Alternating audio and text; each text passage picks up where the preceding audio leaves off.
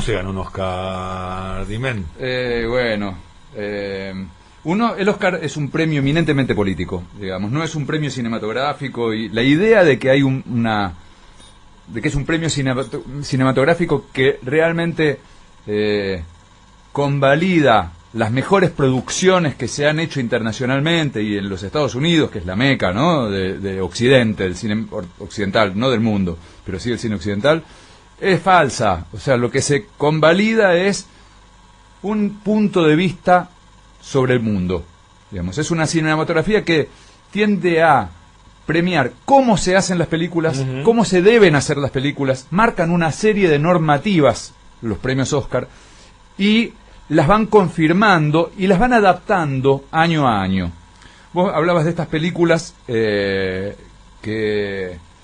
fueron grandes ganadoras. Titanic es de las 3 más ganadoras de Oscars del mundo, la cantidad de Oscars, y Milo Forman fue director de Atrapado sin salida, esa película con Jack Nicholson, que no ganó tantos, pero se ganó los 5. Es de las pocas que se ganaron mejor película, mejor director, mejor actor protagónico. O sea, los 5, hay una terna de 5 principales que se los ganó Milo Forman con esa película, ¿no? Un director europeo, por otro lado. Sí, que casó a trabajar. Sí, que fue a Estados Unidos escapándose de una situación de una invasión soviética. Pero dos películas totalmente diferentes. Digo, uno piensa en Cameron queriendo ganar el Oscar, ya cuando, como el súper objetivo que se planteó como director, ya queriendo ganar el Oscar. ¿Cómo hacer para ganar el Oscar a partir de Titanic? Y por ahí no lo veo tanto a Milo Forman, por lo menos en Atrapado sin salida, con ese super objetivo. Bueno, hay que pensar en las épocas de la cinematografía. La vez pasada aquí hablamos de que existió lo que se llamó el Código Hays. El Código Hays fue un código de censura indirecta, pero muy rigurosa, por el cual se juntaron las mayores productoras de los Estados Unidos, las más poderosas, bajo el ala de un legislador llamado Hays, republicano, porque se estaba dando una mala imagen de Estados Unidos al mundo. Ajá. En la época apenas posterior, en la entreguerra, en la época apenas posterior a la crisis del 30. Y entonces tenían que cambiar esa imagen del mundo. Ya habían entendido que Hollywood era el corazón o uno de los órganos centrales del imperio norteamericano, de la construcción y de la expansión del imperio norteamericano. Lo habían entendido perfectamente, habían entendido ya el rol de los medios, el rol de la cinematografía, el rol del imperialismo cultural, etcétera, y necesitaban entonces poner una serie de límites porque estaban haciendo cualquiera. O sea, estaba siendo demasiado realista el cine, demasiado sucio lo que se veía.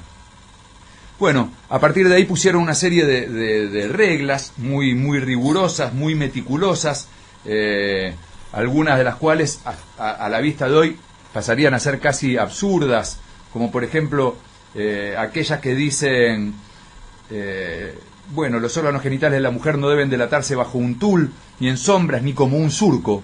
Toda alusión al sistema capilar, incluidas las axilas, están prohibidas.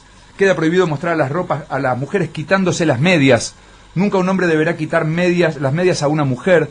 No está permitido, muchas así como muy, muy absurdas. En este caso ligado a lo sexual. En este caso a lo sexual, pero hay de todo. Hay a lo moral, a lo sexual, a lo religioso. Son una serie de decisiones, digamos, decisiones particulares sobre el desnudo, decisiones sobre el vestuario, decisiones sobre las blasfemias, la religión. Como lo pensaba también en términos históricos sobre después de la Primera Guerra Mundial, ¿no? Digo, también por ahí había un mandato imperial, o todavía eso no estaba como rigor en lo que tiene que ver con la producción de Hollywood. Esto fue en la entreguerra, digamos, y no, porque después de la Primera Guerra Mundial, apenas terminada, digamos, empezó a salir en el cine, se empezó a ver en el cine mucho material de que empezó a preocupar. Ajá. Se veían muchas películas donde se veía la disolución moral de los Estados Unidos. Se veía un Estados Unidos moralmente disoluto, un Estados Unidos muy injusto, un Estados Unidos con grandes acaparadores de fortunas y grandes masas miserables quedándose afuera de los sistemas, y todo esto era lo que querían evitar. De hecho, cuando aparece el Código Hays, y aparece todo esto, aparece como una propuesta progresista para que no queden afuera grandes masas de trabajadores de la representación cinematográfica, para que sea representado todos los Estados Unidos. Era el verso con el que atacaron, digamos. Y de este modo construyeron una cinematografía, es decir, construyeron un relato de la nación, construyeron un relato. Que esto empezó en el año 36 o sea, empezó a ser eficaz en el año 36 porque esto empezó en el 32, y hasta el 69 más o menos siguió funcionando. Fueron muchos años, muchas décadas. Y en el medio de esto, ¿cuándo aparecen los Oscars? Digo, pensado incluso con este tema de premios, ¿viste? Uno lo ve incluso en las películas estadounidenses, esta idea de cualquier competencia, incluso competencias intelectuales y demás, que son premiadas con un cheque, ¿viste? Y los chicos, incluso en primarios, felices levantando el cheque que han ganado, digo, ¿no?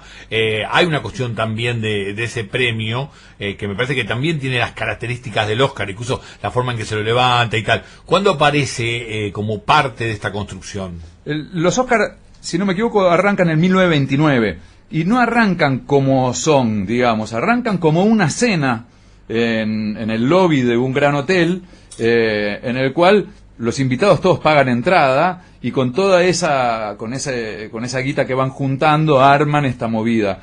Recién en la segunda o en la tercera edición empiezan a mostrar en los diarios los ganadores, digamos. Al principio fue una ceremonia muy íntima, donde un grupito de iluminados, de los grandes poderosos de la industria, qué sé yo, entienden que necesitan canonizar, que a través de la canonización van a poder normativizar el tipo de producciones que están queriendo. Y normativizar siempre quiere decir dejar afuera, ¿no? Quiere decir excluir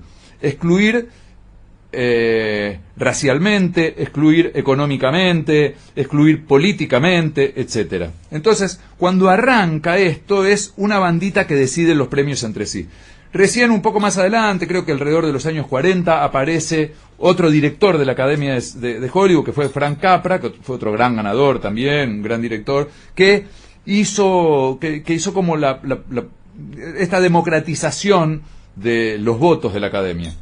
El asunto es que una vez que el Código Hays empezó a funcionar, los premios Oscar premiaban, además de la realización, que no es que no la tengan en cuenta, premiaban el mensaje de la película. Ajá. Siempre se premió el mensaje de la película, un mensaje donde hubiera un final feliz, donde hubiera un conflicto moral no demasiado intenso, donde triunfase el bien, donde triunfase el bien de los Estados Unidos, obviamente, donde triunfasen los Estados Unidos, donde se pueda ver a los Estados Unidos resolviéndole los problemas al mundo, etcétera, etcétera. Una serie de cuestiones que terminan desembocando en una manera de contar muy repetitiva, que a su vez es un gran estímulo para muchos creadores, para muchos cineastas, para muchos autores, para poder, dentro de esas férreas reglas, poder meter el veneno. Había muchos directores y autores que trabajaban mucho en poder meter de incógnito el veneno ahí adentro, digamos. Pero eso transformó mucho. Por ejemplo, el policial negro, la época de oro del policial negro en la literatura, no pudo ser bien reflejada en el cine porque tenían que cruzarla con el melodrama o con la comedia romántica, porque en sí el policial negro era crítico con la sociedad y con los Estados Unidos y con el capitalismo. Por lo tanto, había que mentirlo siempre de algún modo. ¿Cuánto juega en esta parte el tema de esto que se llama los tanques, las grandes producciones? Digamos, eso viene mucho tiempo después. Porque me parece que a veces, por lo que vos decías, esto de generar empleo, de generar producción, de que la industria crezca, de alguna manera, incluso tiene que ver con la idiosincrasia estadounidense en este sentido, digo, también se piensa eso en lo que refiere a que una película de Estados Unidos para ganar el Oscar a mejor película tiene que haber invertido, tiene que ser un tanque de lo que se llama cuando se la promociona. Rara vez ha ganado en la época clásica, después sí, porque todo esto cambia, ¿no? Cambia con el tiempo. Pero rara vez ha ganado una película de muy bajo presupuesto, es decir, una película que no fuera de estudio y que no fuera de alguno de los 6 grandes estudios que conformaban la Motion Picture Associated, rara vez ha ganado. Se premia, no solo eso, sino que se premia, hay que pensar en lo siguiente, las películas premiadas por el Oscar son películas cuyo mercado es el mundo. Entonces no se puede premiar una película y no se le da aliciente a una cinematografía que no vaya a penetrar internacionalmente y que no tenga las capacidades de ser vendida al resto del mundo. Digamos, vos haces una película acá y la vendés acá y 2 ventas más. Allá se la vendés a todos los países del mundo. Eso lo vamos...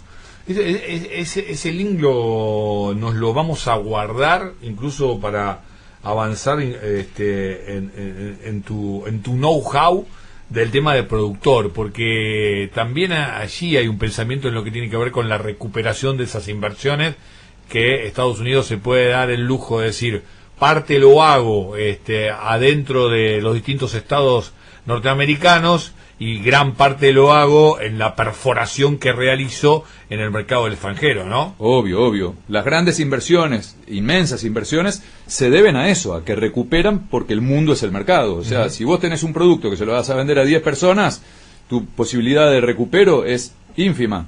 Si se lo vas a vender a 100.000 millones, es otro planeta, ¿viste? Entonces, bueno, a eso se pueden permitir esto, digamos. ¿Cuándo empieza el tema de, y no sé si tiene que ver con esto que estás desarrollando, la idea de premiar la mejor película, porque esto también da cierta arrogancia, la mejor película extranjera, ¿no? Sí, eso empieza después de los años 40, bastante después de los 40, o sea, bastante entrados los 40. Y el asunto es que, sobre todo, arranca con el crecimiento del cine de autor europeo. ¿Por qué? Porque estaba muy, o sea, viste que los valores de mercado, y ellos se constituyeron en un gran valor de mercado, por lo general son mal vistos por los valores de los mercados artísticos o los mercados intelectuales. Entonces, siempre fue medio papelón ganar un Oscar.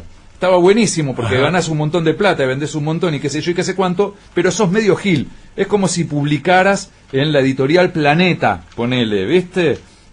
La gente de las pequeñas editoriales te quita... Amigos de la editorial Planeta, ¿cómo andan? No, bueno, le mandamos un saludo muy grande. No estoy criticando la editorial bajo ningún punto de vista, son estilos de la industria cultural en general que se aplican a todo. Sí, criticalo, no, sí, criticalo.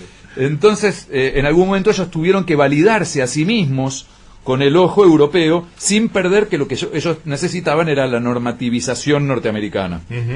Como sea, también en algún momento, después de los 60, en los 70, sobre todo a partir de los 70, se empiezan a premiar otras producciones. Se empiezan a premiar justamente cuando cae el Código Hays, empieza a estar bien visto ser anti-sistema, anti-Norteamérica.